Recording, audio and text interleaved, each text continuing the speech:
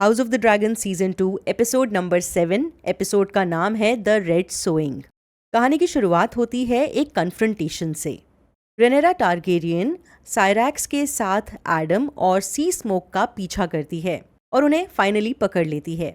रेनेरा जानना चाहती है कि ये है कौन जिसने सी स्मोक को इतनी आसानी से क्लेम कर लिया है। एडम कहता है उसे कुछ समझ नहीं आ रहा। इस ड्रैगन ने खुद उसे फॉलो किया है, किस्मत ने उसे ड्रैगन राइडर तो बना दिया है, लेकिन वो खुद अपनी रानी के लिए वफादार है, वो कोई लीडर नहीं है। ये देखना काफ़ी दिलचस्प है कि जो साइरैक्स है वो रेनेरा का ड्रैगन है और जो सी स्मोक है वो अभी अभी एडम का ड्रैगन बना है। दोनों ही बीच बीच में दहाड़ रहे हैं और एक दूसरे को गुर्रा कर जवाब दे रहे हैं।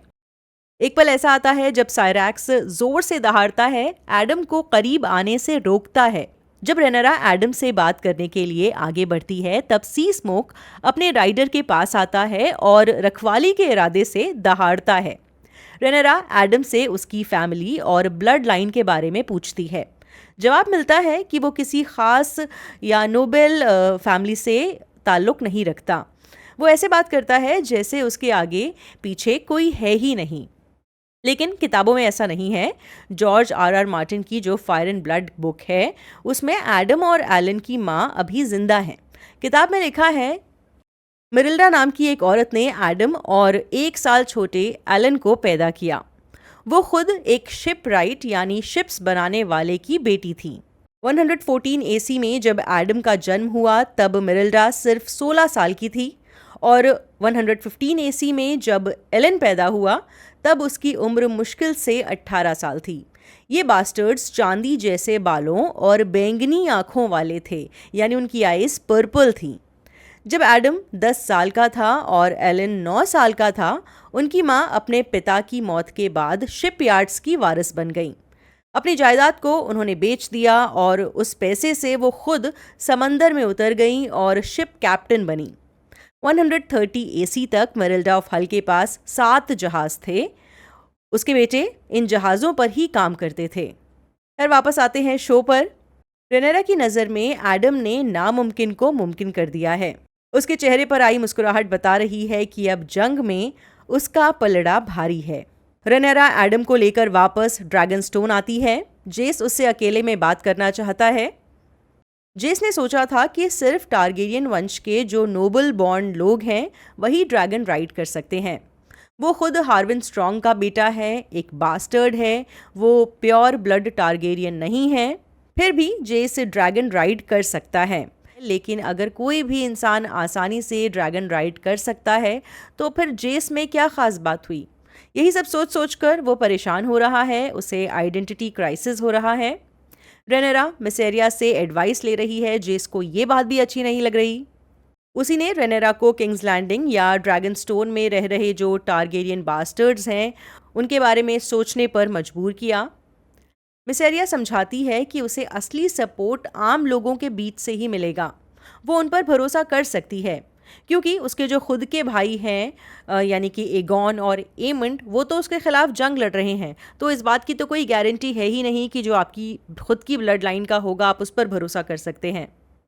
रेनेरा को याद आता है कि उसके खुद के बेटों के नाजायज़ होने की वजह से उसे कितनी बातें सुननी पड़ी थी और कितनी नाइंसाफ़ी सहनी पड़ी थी।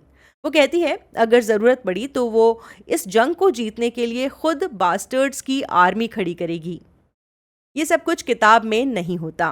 जब रेनेरा ने टारगेरियन ब्लड लाइन के बास्टर्ड्स यानी ड्रैगन सीड्स को ढूंढना स्टार्ट किया और उसने कोशिश की कि उनका ड्रैगन से बॉन्ड करवाया जाए, तब जेस इस प्लान में पूरी तरह से शामिल था। शहर में ऐलान के बाद बहुत सारे लोग ड्रैगन राइडर बनने की ख्वाहिश लेकर सामने आए। वो अपनी किस्मत आजमाना चाहते थे। इस इवेंट को ही द रेड सोइंग कहा गया। एडम ऑफ हल उन्हीं लोगों में से एक था जो खुद ड्रैगन राइडर बनना चाहते थे। सो सी स्मोक ने स्पेशली कहीं जाकर एडम को नहीं ढूंढा है, बल्कि एडम अपनी मर्जी से सामने आया था। प्रिंस जेसरिस वेलेरियन अपनी माँ से नाराज़ दिखाया गया है क्योंकि उसने एक आम इंसान को जो किसी रॉयल ख़ानदान से ताल्लुक़ नहीं रखता उसे ड्रैगन राइडर बनने की रजामंदी दी है। किताब में ये उसकी खुद की एडवाइस थी जिसे रेनेरा ने एक्सेप्ट किया था। किताब में लिखा है ड्रैगन्स घोड़े नहीं होते। वो आसानी से इंसानों को अपनी पीठ पर बिठाना नहीं चाहते और वो इसके लिए तैयार भी नहीं होते। और जब वो गुस्सा या खतरे में होते हैं तो वो हमला करते हैं। सोइंग के दौरान 16 लोगों की जान गई थी। उससे 3 गुना ज्यादा लोग जख्मी हुए थे या जिन्होंने अपने हाथ पैर खोए या उनकी बॉडी का कोई हिस्सा बुरी तरह से जल गया। अगले सीन में कॉर्लिस विलेरियन अपने बेटे एडम से मिलता है। ऐसा लगता है जैसे वो अपने पिता से कुछ सुनने का इंतज़ार कर रहा है, लेकिन कॉर्लिस कोई इमोशनल स्पीच नहीं देता। बाद में कॉर्लिस जब एलन से मिलता है तो कहता है कि रेनेरा समंदर के रास्ते किंग्स लैंडिंग जाने के लिए कुछ भरोसेमंद लोगों को ढूंढ रही है। एक्चुअली वो इशारों इशारों में ये कह रहा है कि अगर तुम चाहो तो ड्रैगन राइडर बनने के लिए ट्राई कर सकते हो, लेकिन उसका जवाब साफ है कि वो सी और सॉल्ट है, फायर और ब्लड नहीं। अगर आपको याद होगा तो ऐसा ही कुछ बेला ने भी कहा था कुछ एपिसोड्स पहले कॉर्लिस को, ये कि वो फायर और ब्लड है, सी और सॉल्ट नहीं। खैर, किताब में एलन और एडम की पैदाइश को लेकर भी कंट्रोवर्सी है। बुक में लिखा है, इस बात से इनकार नहीं कर सकते कि एडम और एलन ड्रैगन सीड हैं। उन्हें देखकर ही पता चल जाता है, लेकिन उनकी माँ ने कभी अपने बच्चों के बाप के बारे में नहीं बताया। ये सिर्फ तब हुआ जब प्रिंस जेसेरिस ने नए ड्रैगन राइडर्स ढूंढने स्टार्ट किए। जब शहर में ऐलान हुआ तब मेरिल्डा ने आखिरकार अपनी खामोशी तोड़ी और दावा किया कि उसके दोनों बेटे सर लेनोर वेलेरियन की औलाद हैं। हाँ, दोनों बच्चों की शक्ल उनसे मिलती थी। ये भी सच है कि सर लेनोर कभी कभी हल्के शिपयार्ड्स जाया करते थे। फिर भी ड्रैगन स्टोन और ड्रिफ्ट मार्क के काफ़ी लोग मेरिल्डा के इस दावे पर शक करते हैं, उस पर यकीन नहीं करते, क्योंकि लेनोर वेलेरियन को औरतों में इंटरेस्ट नहीं था और ये बात लोगों को अच्छे से याद है। बुक में आगे लिखा है, हल शिपयार्ड्स कॉर्लिस के लिए जैसे उनका दूसरा घर था, जबकि उनका बेटा लेनोर वहां कम ही दिखता था। चलते हैं हैरनहॉल। डेमन की लॉर्ड पैरामाउंट ऑफ रिवरलैंड्स ऑस्कर टली से मुलाकात होती है। अपने दादा की मौत के बाद ऑस्कर को उनकी पोजीशन मिल गई है, साथ ही साथ उनकी पावर्स भी हासिल हुई हैं। वो कुछ बदला बदला सा लग रहा है। जो पहले एक नादान लड़का था, अब डेमन के सामने कॉन्फिडेंस के साथ खड़ा है। वो अपनी शर्तें सामने रखता है। डेमन के हाथ बंधे हुए हैं। ऑस्कर भी इस बात का जिक्र करता है, यही कि उसने काफ़ी गड़बड़ कर दी है। इसके बावजूद ऑस्कर कहता है कि वो इस बात की इज्जत रखेगा कि उसके हाउस ने विसेरिस और उसकी वारिस रेनेरा से प्रॉमिस किया था, तो इस बात का तो मान उसे रखना ही होगा। इस दौरान वो डेमन को किंग कहकर यानी राजा कहकर बुलाता है। डेमन तो चाहता भी यही है कि लोग उसे राजा माने। अब इसके बाद ऑस्कर एक शर्त सामने रखता है। हाउस ब्लैकवुड ने हाउस ब्रैकन पर जो जुल्म किए हैं उनका इंसाफ तो होना ही चाहिए, ऐसा ऑस्कर को लगता है। आपको याद होगा कि डेमन ने विलियम ब्लैकवुड से कुछ वायलेंट काम करवाए थे ताकि टलीस पर प्रेशर बनवाया जा सके, उन्हें डरा धमका कर अपनी तरफ किया जा सके। और अब जब टलीस उसकी तरफ आ गए हैं तो ब्लैकवुड्स ने जो गुनाह किए थे उसके लिए वो सज़ा मांग रहे हैं। डेमन के सामने और कोई ऑप्शन नहीं बचा है। वो रिवरलॉर्ड्स के सामने सर विलियम ब्लैकवुड का सर कलम करता है। शो में दिखाया हैरनहॉल का किस्सा किताब से काफ़ी अलग है। ऑस्कर टली किताब में है तो, लेकिन ये उसका भाई कर्मिट टली है जो रिवरलैंड्स में टीम ब्लैक की आर्मी लीड करता है। डेमन रिवरलॉर्ड्स को अपनी तरफ करने में कोई प्रॉब्लम फेस नहीं करता। कहते हैं जब वो कैरेक्सिस के साथ हैरनहॉल के टावर पर उतरा था उसने रिवरलैंड्स पर तभी फतह पा ली थी। बाद में हमें डेमन का एक और सपना दिखाया जाता है। बेसिकली हर एपिसोड में डेमन का एक ख्वाब तो कंपलसरी हो चुका है। इस ख्वाब में वो अपने भाई विसेरिस के साथ है। विसेरिस के हाथ में उसका ताज है, वो उसे देख रहा है और फिर डेमन को देता है। साथ ही साथ कहता है कि मैंने ये कभी नहीं चाहा, लेकिन तुम ये हमेशा चाहते थे। डेमन ताज को देखता है, लेकिन ये सपना उसका फैसला लेने से पहले ही ख़त्म हो जाता है कि वो ताज अपने हाथों में लेगा या नहीं। किंग्स लैंडिंग में एलिसेंट अभी भी सदमे में है। पिछले एपिसोड में वो एक मॉब के बीच फंस गई थी। लगता है उसके हाथ पर मौजूद जो ज़ख्म है, उसका जो निशान है, वो परमानेंट हो चुका है। उसने सीज़न 1 में रेनेरा को कुछ ऐसा ही ज़ख्म दिया था। हम नोटिस करेंगे कि रेड कीप की हालत काफ़ी ख़राब है। यहाँ पर चूहे खुलेआम घूम रहे हैं। ऑब्वियसली ये तो होगा ही, क्योंकि शहर के सारे रैट कैचर्स को एगॉन ने फांसी पर लटकवा दिया। एलिसेंट यहाँ से दूर जाना चाहती है। वो किंग्स गार्ड के सर रिकर्ड थॉर्न को अपने साथ किंग्सवुड चलने के लिए कहती है। वो बिना किसी तामझाम के, बिना किसी बड़े काफिले के यहाँ से दूर जाना चाहती है। नेचर के बीच पहुंचकर एलिसेंट कैंपिंग करती है, स्विमिंग करती है। एलिसेंट का ये स्टोरी आर्क बुक में नहीं है। किंग एगॉन के दोस्तों से उनकी वाइट क्लोक छीन ली गई है और उन्हें वॉल भेजा जा रहा है। सेप्ट के बाहर जो दंगे हुए थे, ये उसकी सजा है। Master of whisperers Larys Strong और master of laws Jasper Wylde ये कार्रवाई देख रहे हैं। जैस्पर लेरिस को बताता है उसने एक अफवाह सुनी है। सी स्मोक को राइडर मिल गया है, लेकिन उन्हें इस नए ड्रैगन राइडर के बारे में कुछ पता नहीं है। लेरिस पूछता है कि ये खबर कहाँ से आई। लॉर्ड वाइल्ड कबूल करता है कि ये बात बहुत दूर से आई है, कई लोगों से गुजरते हुए उस तक पहुंची है। उसका स्क्वायर, जिसने एक स्टेबल हैंड से सुना, उसने अपने पिता से और उसने अपने शिपमेट से। लैरिस और लॉर्ड वाइल्ड डिसाइड करते हैं कि ये बात एमंड को बताने की ज़रूरत नहीं है। रेड कीप के अंदर ग्रैंड मेस्टर ऑरविल राजा एगॉन को ठीक करने की कोशिश में लगे हैं। वो चलने में उसकी मदद करते हैं, लेकिन राजा अभी भी स्ट्रगल कर रहा है। यहाँ लैरिस भी आता है। वो राजा की बेहतर होने में मदद करता है, उसे पुश करता है, भले ही इसमें एगॉन को कितना ही पेन क्यों ना हो। राजा के जख्म ठीक होने लगे हैं, लेकिन उसका एक कान अब नहीं है। उसकी टूटी हुई हड्डियां उसे अभी भी बहुत दर्द दे रही हैं। लैरिस ऑरविल से कहता है कुछ ही घंटों में उसे राजा एगॉन को दोबारा चलने के लिए तैयार करना होगा।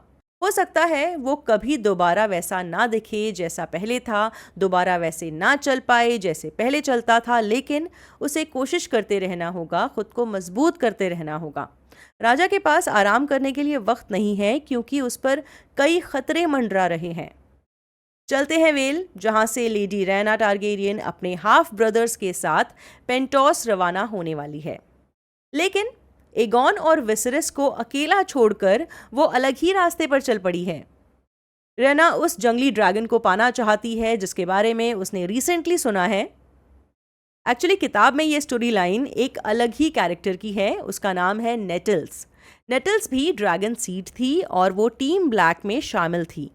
बुक में उसका डेमन से कनेक्शन था, पर यह क्लियर नहीं था कि वो डेमन की बास्टर्ड बेटी थी या फिर उसकी लवर थी। टीम ब्लैक ने ड्रैगन राइडर्स चुनने के लिए तरीका निकाल लिया है। रात के अंधेरे में किंग्स लैंडिंग में बोट्स पहुंचती हैं। उन सब लोगों को इकट्ठा किया जाता है जिनका दूर दूर तक टारगेरियन वंश से कोई नाता है। रेनेरा की वफादार एलिंडा अब तक शहर में छुपकर चुपचाप अपना काम कर रही है। ड्रैगन स्टोन ले जाने के लिए कई आदमी और औरतें तय वक्त पर समंदर किनारे इकट्ठा हो जाते हैं। उनमें से एक है ब्लैकस्मिथ ह्यू द हैमर। उसकी बीमार बेटी की मौत हो चुकी है, सो उसकी स्टोरी लाइन अब आगे बढ़ सकती है।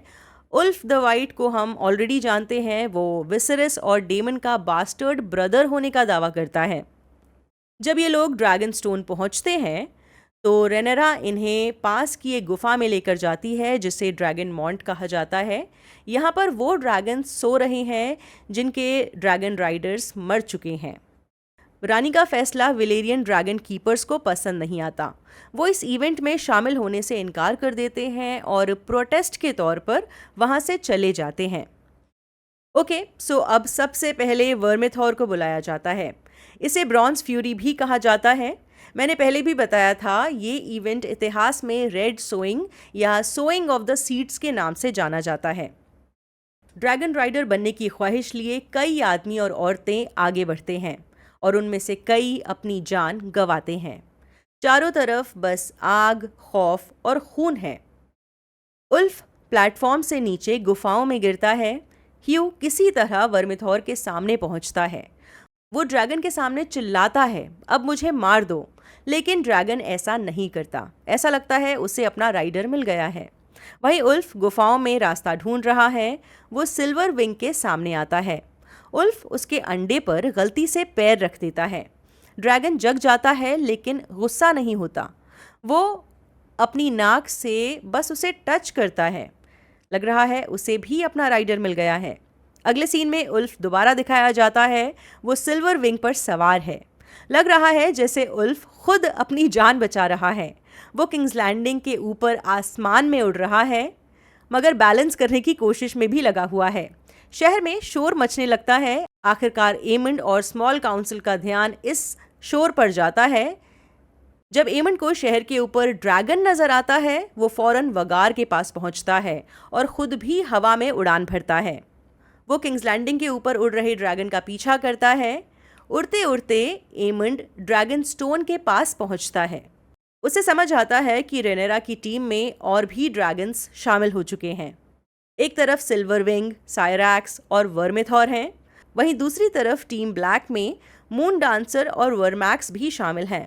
करैक्सिस भी ऑलमोस्ट उसी टीम का हिस्सा है। रायना भी वेल की पहाड़ियों पर ड्रैगन ढूंढ रही है।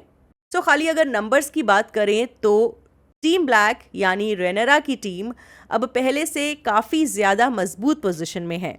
इसी के साथ ख़त्म हो जाता है ये एपिसोड। आई होप आपको अच्छा लगा हो। अगर पसंद आया हो तो लाइक करिए, ना पसंद आया हो तो डिसलाइक करिए, लेकिन अपने विचार जो भी हैं कमेंट्स के ज़रिए ज़रूर शेयर करिए। बाय।